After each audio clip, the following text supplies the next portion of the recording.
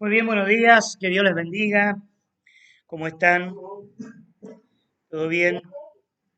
Recordemos que estas meditaciones, enseñanzas están siendo grabadas, ¿no? Yo las tengo ahí en la página de YouTube, en la plataforma. Y bueno, siempre lo digo, lo hago porque es de bendición, o sea, está siendo de bendición para algunas personas en diferentes países, así que cuando estamos aquí nosotros, no estamos solo nosotros, o sea, hay más gente que en el espacio y tiempo nos escuchan, o sea, es curioso porque esto es omnipresente, no es omnipresente, pero eh, sucede que a veces lo escuchan varios años después y escuchan enseñanzas del 2015, 2016 y dicen que ha sido de bendición. Así que bueno, para los hermanos del futuro que nos van a estar escuchando, queremos saludar. No. Ok, vamos, vamos a continuar con estas meditaciones sobre cierto a esto que nosotros les hemos llamado ya a la ley del espíritu, creo que así le llamamos, ¿no? ¿Cierto?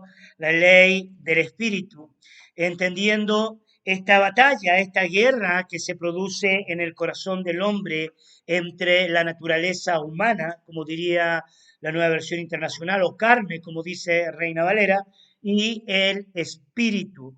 Y nos estamos analizando este capítulo 8 del libro de Romanos, cuando nos dice, ahora pues, ¿cierto? O ahora bien, ninguna condenación hay para los que, ¿cierto?, no andan conforme a esa naturaleza pecaminosa, sino que andan conforme al Espíritu. ¿Ok? Pero nos hemos detenido, ¿cierto? Aunque ayer leíamos el versículo 3, nos hemos detenido en el versículo 2, porque ahí está el centro, ¿cierto?, de esta vida espiritual, que dice el versículo 2, porque la ley del espíritu de vida en Cristo Jesús me ha librado de la ley del pecado y de la muerte. El día de ayer decíamos que uno de los ejemplos máximos es Jesucristo mismo, ¿no? Jesucristo venido en carne, ya como hijo de David, es lo que decía Romanos capítulo 1. Pero él no solamente él era hijo de David, sino que también él fue declarado hijo de Dios, como dice también Romanos capítulo 1. En él, cierto, se unen estas dos cosas. Y toda persona, de una u otra manera, tiene guerra. O sea, Juan, en su primera carta de Juan, en su primera carta universal, algunos le llaman cartas universales, él va a decir, si nosotros decimos que no tenemos pecado, le hacemos a él mentiroso. Loquísimo, ¿no? O sea, eso nos pone en la condición de que todos, de una u otra manera, somos pecadores. Ahora, ¿por qué lo dice él? Aclarando algunas cosas. Él lo dice no para justificar el pecado, no para decir como algunos dicen, bueno, todos somos pecadores, así que ¿qué vamos a hacer? No, la idea no es justificar el pecado cuando Juan dice, cierto, que, por ejemplo, si algún pecado hemos cometido, abogado tenemos a Cristo Jesús, o sea, no lo vamos a tener toda la vida ahí en el juicio, en el juzgado, como abogado, porque estamos pecando todos los días. La idea no es no pecar. Creo que Juan dice, cierto, que si nosotros no reconocemos que hemos pecado, le hacemos a él mentiroso, tiene más que ver con nuestra condición, que nuestra naturaleza humana ya viene de una raíz de pecado. No es porque nosotros nos queremos meterme en esa discusión teológica si nacimos en pecado o no nacimos, no me voy a meter ahí, solo que estamos en un ambiente de iniquidad y de pecado. ¿Ya? Es más fácil pecar que no pecar. Entonces, reconocer eso lleva cierto, por ejemplo, al religioso, al fariseo, al saduceo, al legalista, ¿ya? A no tener su confianza en la ley, a no tener su confianza, ¿cierto?, en lo que él practica, en sus leyes, en sus hábitos, en sus costumbres religiosas, sino que le lleva a tener una dependencia y una confianza total en Jesús, en Dios. Creo que esa es la razón por la cual Juan diría ahí en su primera epístola de que aquel que no reconoce que tiene pecado hace a Dios mentiroso. ¿Y por qué?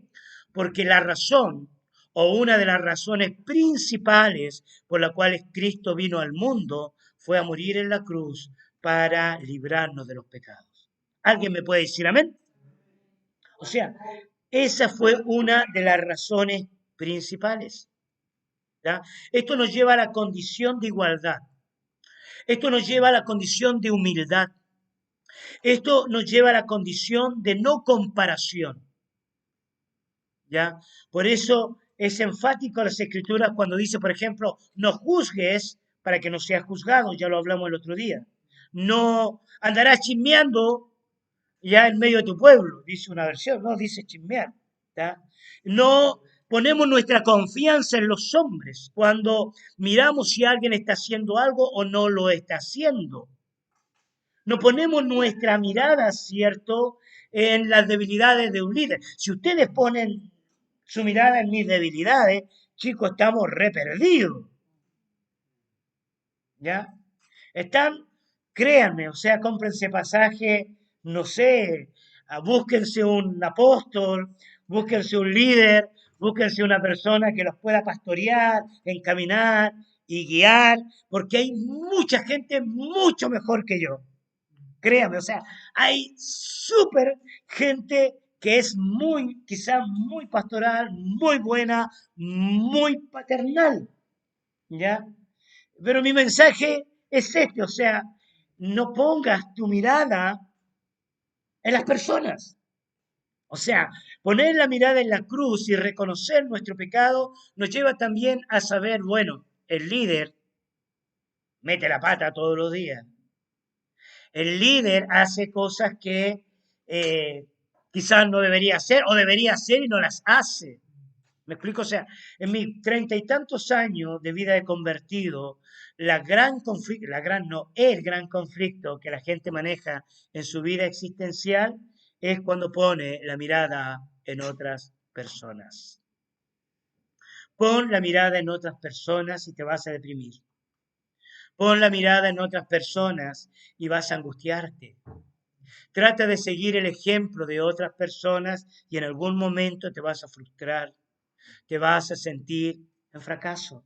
Y no es porque las otras personas sean malas, ya, o porque no sean buenas, es porque sencillamente el punto inicial de nuestra vida es Cristo, es Jesús. Entonces, esa condición de pecado ya nos lleva a nosotros a ese nivel de humildad, a ese nivel de búsqueda del Señor.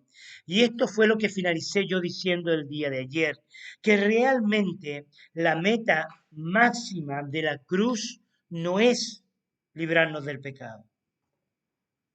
Suena fuerte, ¿no? Suena antiteológico y herético.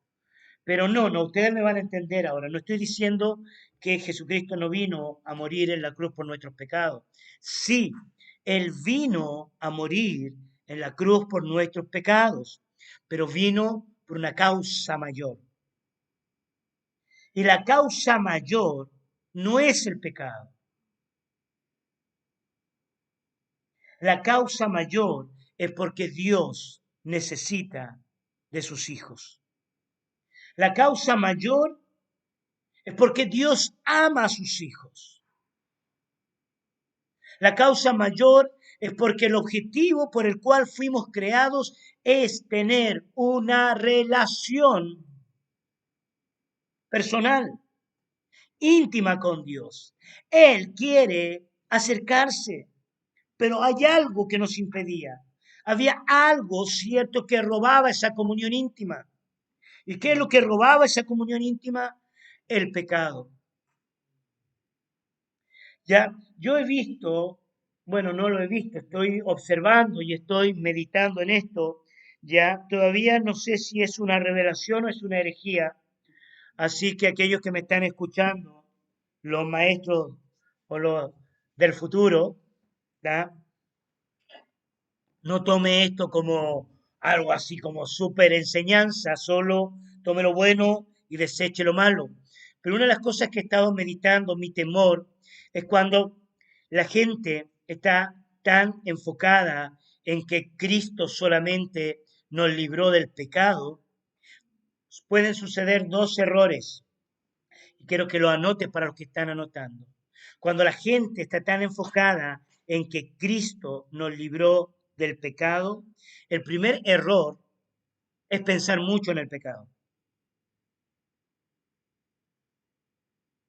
Las personas que viven pensando solamente en que Cristo nos libró del pecado, van a buscar a Jesús. ¿Para qué? Correcto, para ser libres del pecado.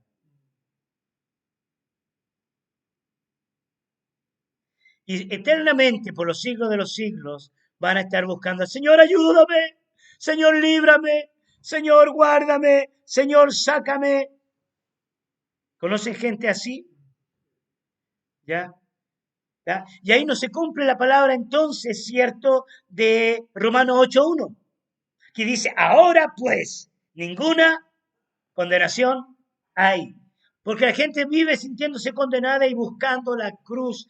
Y dice el libro de Hebreos, si no me equivoco, capítulo 5, capítulo 6, nosotros no podemos volver a estar crucificando a Cristo todos los días, a cada rato. No podemos. Ese es un grave error. Vivimos pensando, pucha, metí la pata, metí la pata, metí la pata, metí la pata, metí la pata. Y el segundo gran error, ¿ya? Yo le llamaría humanismo evangélico. Humanizar la obra de Cristo en la cruz. ¿Y qué es la humanización de Cristo en la cruz? Es poner la obra de Cristo solamente centrada en el hombre.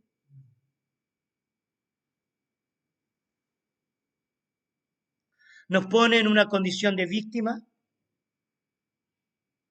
nos pone en una condición, cierto, de que realmente Cristo los hizo por nosotros.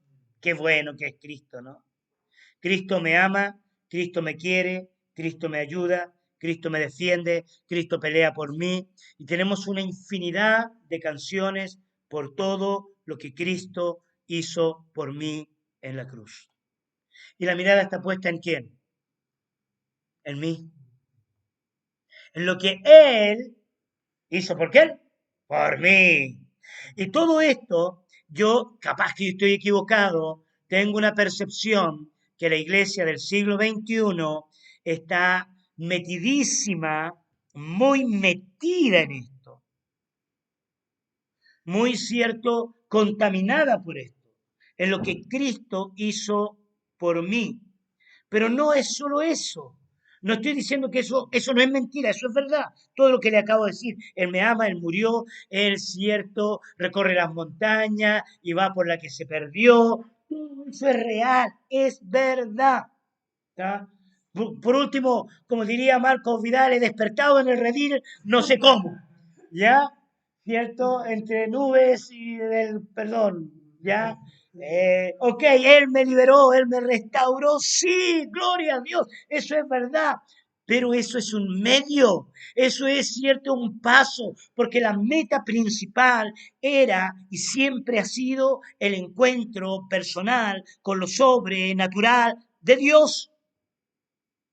La meta es Dios. La meta no es perdón. La meta es relación.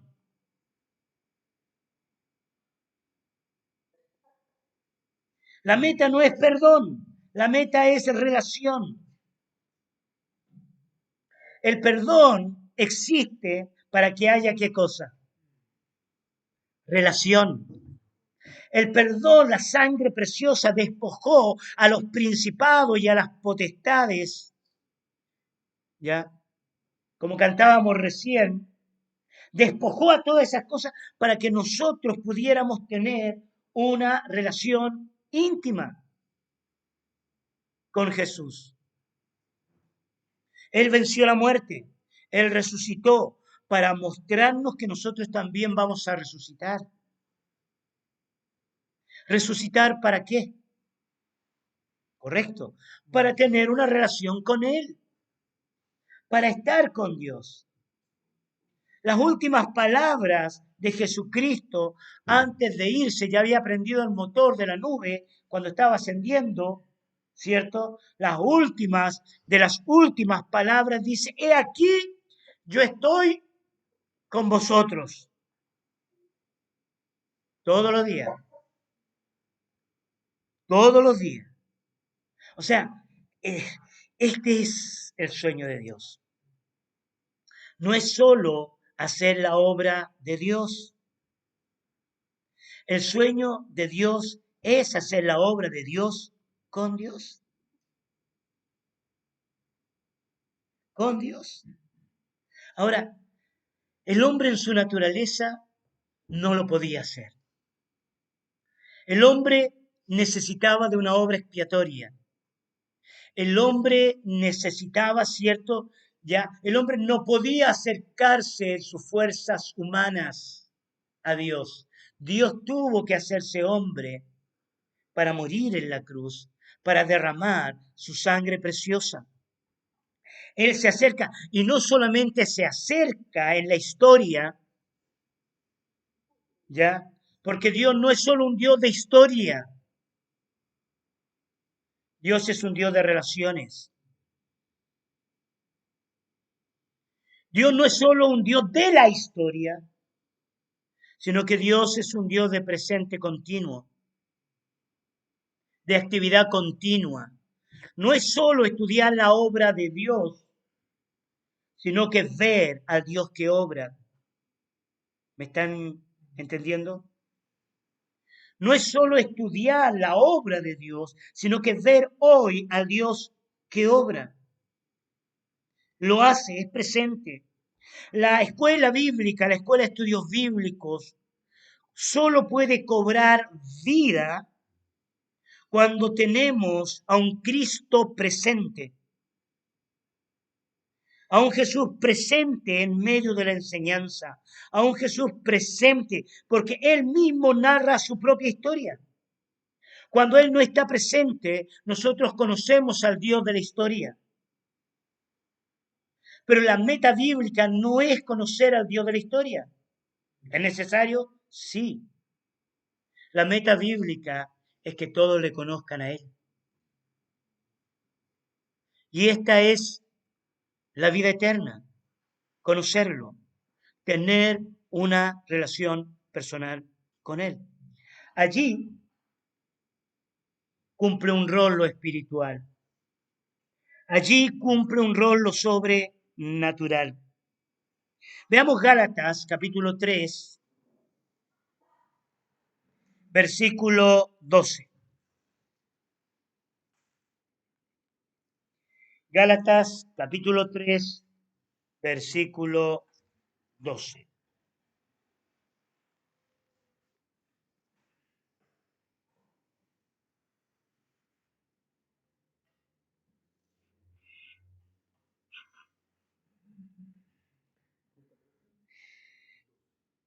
Tres 12.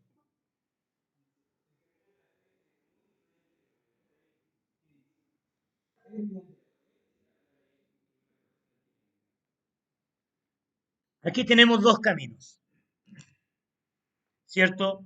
Uno es el camino de la fe y otro es el camino de la obediencia a la ley. ¿Ya? Y parecen muy parecidos. Uno es el camino de la fe y otro es el camino de la ley. ¿Por qué Pablo le está diciendo esto a la iglesia en Gálatas? Porque la iglesia de Galacia estaba perdiendo lo que era la vida espiritual.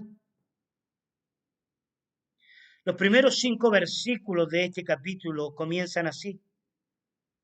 Cariñosamente les dice Gálatas, insensato, ustedes lo pueden leer después. Les dice, ustedes comenzaron en qué? En el espíritu. Y ahora están terminando en la carne. Ahora es interesante, ¿no? Porque la naturaleza humana busca a Dios. La obediencia a la ley tiene un objetivo. ¿Y cuál es el objetivo de la obediencia a la ley? El objetivo de la obediencia a la ley es justificarse delante de Dios. Es decir, yo no estoy pecando porque yo estoy obedeciendo. La ley fue diseñada por Dios y la ley no es mala. El que es malo para cumplirla es uno. A uno le cuesta, o sea, no robes, no mates, no mientas. Ya dijimos eso, o sea, el que dice que no ha pecado le hace a Dios mentiroso. Por lo tanto, cierto, la ley en cierto sentido, ya, te exige obediencia. Pero, ¿qué hace el Espíritu? El Espíritu se antecede a la obediencia a través de la relación. No es que no tienes que obedecer a la ley. No, sí, hay que obedecer a la ley. Hay que obedecer el mandamiento. Hay que obedecer, cierto, los principios. ¿Por qué? Porque la ley siempre fue espiritual. Por lo tanto, cierto, es aquí donde se produce la guerra. Es aquí donde se produce la lucha. ¿Cómo yo puedo obedecer a Dios?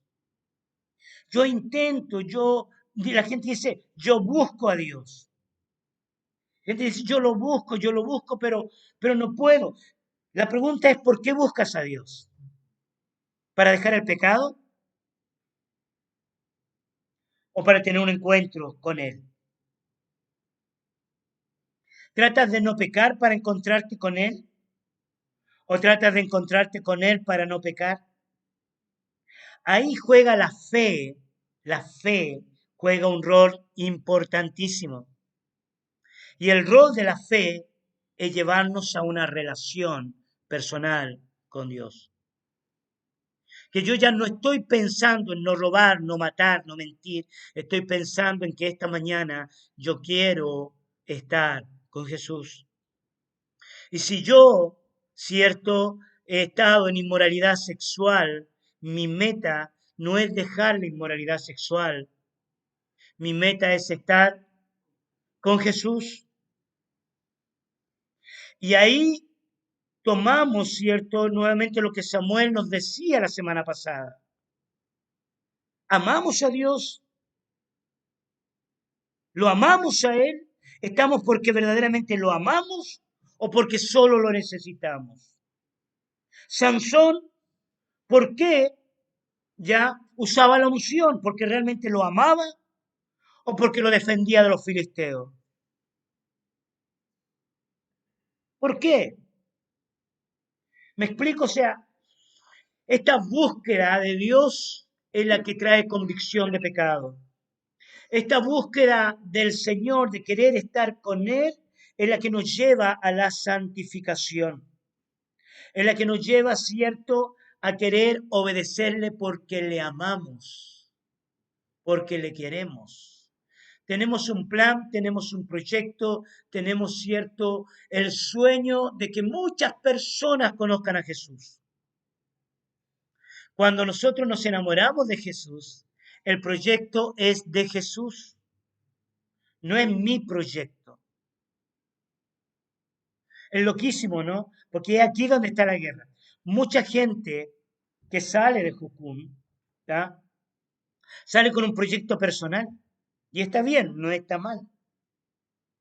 Un proyecto personal. Quiero trabajar, quiero estudiar, quiero hacer mi vida, quiero, cierto, congregarme, como algunos llaman, quiero ser normal, ¿no? Le llaman como que es anormal ser cucumero.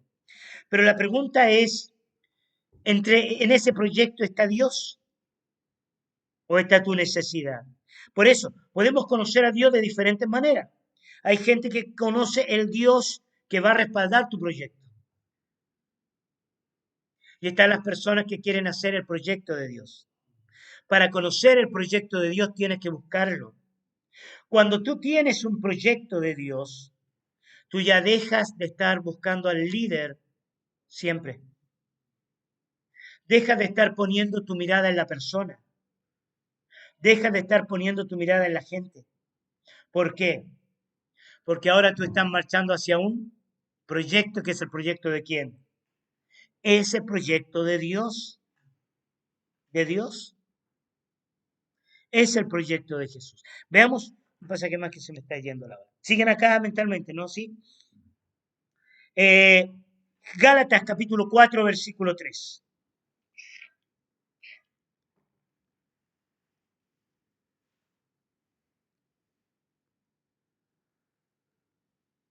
Si alguien de la chacra lo puede leer, Gálatas 4, 3.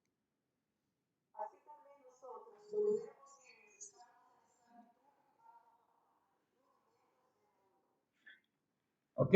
Este pasaje para mí tiene, tiene la esencia, ¿cierto?, de la necesidad humana. O sea, ¿para qué existía la ley? La ley existía porque nosotros no podíamos manejarnos por sí mismos. Entonces la ley te decía, no robes, no mates, no cometas adulterio, no mientas, no engañes, cuidadito a tus ojitos lo que ven. ¿Ok?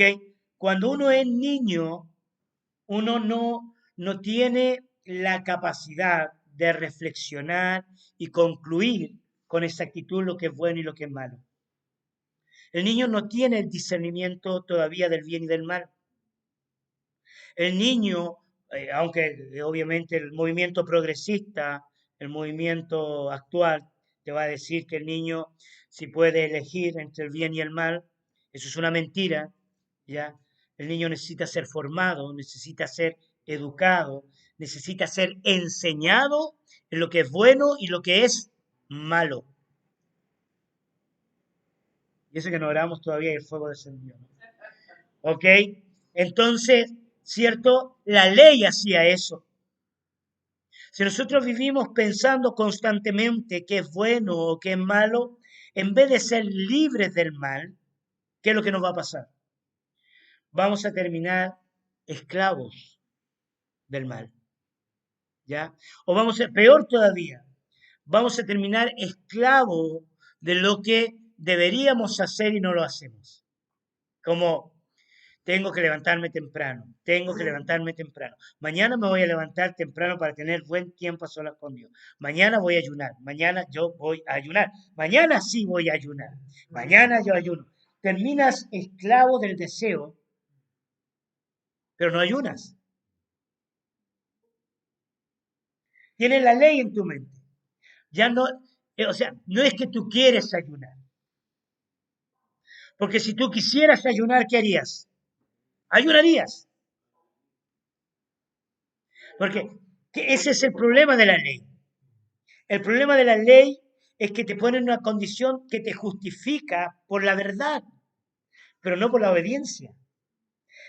Estoy orando, estoy orando, estoy orando, estoy orando, dice el predicador, estoy orando, dice la persona. Cuando en la realidad no está orando. Los hechos son los que demuestran nuestra obediencia, no el conocimiento de la verdad. Son los hechos. Estoy preocupado por ti y no te visito, no te hablo. Estoy preocupado por ti. No te digo nada. ¿Estoy realmente preocupado por ti? No estoy preocupado por ti. Lo que verdaderamente muestra son los hechos. Los hechos. Satanás, el diablo, usa la verdad para acusar, para condenar. Hoy alguien te ha llamado. Vos ni estabas ni preocupado porque te llamaran. Pero ¿qué te dice el diablo? ¿Te llamaron? Hoy no me han llamado. ¿Verdad? Un principio es que debieran llamarme, debieran preocuparse por mí. Hay gente que se enoja conmigo. Yo tengo montones de gente enojada conmigo. Y me dicen, usted no me llama, usted no se preocupa por mí, usted no me dice esto. Y yo digo, hey, el teléfono es doble. Es doble. O sea, ok, ¿hace cuánto? Hace un mes que usted no me llama. ¿Hace cuánto tiempo que tú no me llamas? ¿Hace cuánto tiempo que tú no sabes qué es lo que vivo, cómo pasa mi vida? ¿Qué estoy viviendo? ¿Qué estoy pasando? ¿Sí me explico? Pero quiero que me entienda. ¿Cómo opera? Esto opera de la siguiente manera. Alguien viene y te habla y te dice, hey, no han orado por ti. Tu líder no está orando por ti. Tu líder no te está visitando, no está preocupado por ti. El pastor, la pastora ya no hace las reuniones. Soy yo quien tengo que estar preocupado por ti. Ya me dieron ganas de hablar en lengua. Cuando nosotros somos guiados por el Espíritu, somos libres, libres de la esclavitud de la ley. Porque mi dependencia ya no está en el cuidado que una persona puede tener por mí. No estoy justificando, ¿eh? Pero cuando yo estoy en el Espíritu, mi cuidado está en quién. ¿En quién? En Jesús. Ahora, imagínate, si hay, por ejemplo, si tú estás en un estado de depresión, no sé por qué estoy hablando de esto, pero ya entré a hablarlo. Si tú estás en un estado de depresión y tú miras al líder, a la líder o a los líderes, no sé, estás en la iglesia, estás en la cruzada, estás ya, y las personas, cierto, no están preocupadas por ti, y estás en depresión. ¿Qué piensas entonces tú de Jesús? ¿Cuál es tu concepto de Cristo? Imagínate, si el líder no está preocupado por ti, ¿cuánto más Cristo que te tiene en depresión? ¿Acaso Él no mora en ti? No me malentiendan, no estoy hablando de la importancia del pastorado, no estoy hablando de la importancia apostólica, no sé, del cuidado y todo eso que la Biblia nos enseña. Pero lo que a mí me toca, ya, dejen el pastor que responda delante de Dios. Pero lo que a mí me toca, en lo que a mí me toca, yo tengo mi relación espiritual con Cristo. Por eso habla de liberación. Por eso dice el texto bíblico ahí en Romanos, ¿cierto? Ya, porque lo que era imposible para la ley, por cuanto era débil por la carne, Dios enviando a su Hijo en semejanza de carne, de pecado, y a causa de él condenó al pecado ¿en qué? En la carne. Él me libró de esta ley. Él me libró de la opresión. Él me libró de la muerte. ¿O no? ¿Quién te libra de la muerte? ¿Quién te libra de la depresión? ¿Quién te libra de la soledad?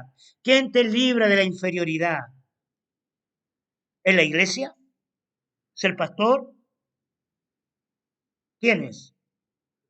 En Jesús. Por lo tanto, en este día, nosotros entramos en la presencia del Señor. Vivimos a Cristo.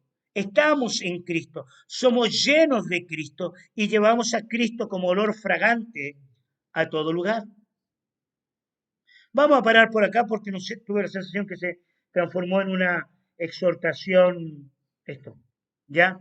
Pero quiero animarte, no tome esto como un palo, quiero animarte, o sea, quiero que tu proyecto de vida, que tu sueño de vida no dependa de las personas, que tu sueño, que tu provisión, que los recursos, ¿me entiende? No dependan de las circunstancias de porque estamos en invierno, porque en verano están más abiertas las puertas de la iglesia. No, no es el calor, no es el frío, es Cristo. Él quiere hacer milagros hoy. Él quiere hacer un milagro en tu vida. Amén. ¿Ustedes creen que hoy, no estoy hablando de mañana, hoy Dios puede hacer un milagro en tu vida? Entonces búscalo. Pero no busques solamente para que te libre del pecado, te libre de los problemas, búscalo para estar con Él. Porque cuando comparten el proyecto, si el proyecto es de Dios, ¿quién se va a poner? Obvio, ¿no? Si el proyecto es del Padre, Él se va a poner con la plata, hermano, o con los medios. Así que cierra tus ojos. Señor, queremos darte gracias porque lo que era imposible para nosotros, por nuestra naturaleza pecaminosa, Cristo se hizo pecado, aunque Él no tenía pecado, para vencer en la cruz al pecado y traer liberación, traer libertad para estar en Cristo. Señor, con razón, el apóstol Pablo estallaría en esta tremenda declaración: ¿quién nos puede librar del amor de Cristo? ¿Quién nos puede separar de su amor? ¿Quién nos puede separar de Él? Los conflictos con la iglesia, los conflictos con el grupo de jóvenes, con el grupo de alabanza. ¿Qué nos puede separar? Los conflictos en la familia, la enfermedad. Señor, queremos agradecerte tanto porque no nos dejaste huérfanos, porque tenemos a tu Espíritu y hoy queremos tener esta intimidad con tu Espíritu, ver el milagro en nuestras vidas. Hoy yo oro por un milagro. Oro, Dios, que se rompan las cadenas, que algo sobrenatural, porque tú estás con nosotros, se pueda producir en el transcurso de este día. Oramos, Espíritu Santo de Dios, y te agradecemos por estar con nosotros, Jesús. Señor, yo bendigo a todas las personas que están escuchando este mensaje. Que el reino de los cielos venga, que tu gloria descienda. En el nombre de Jesús. Amén y amén.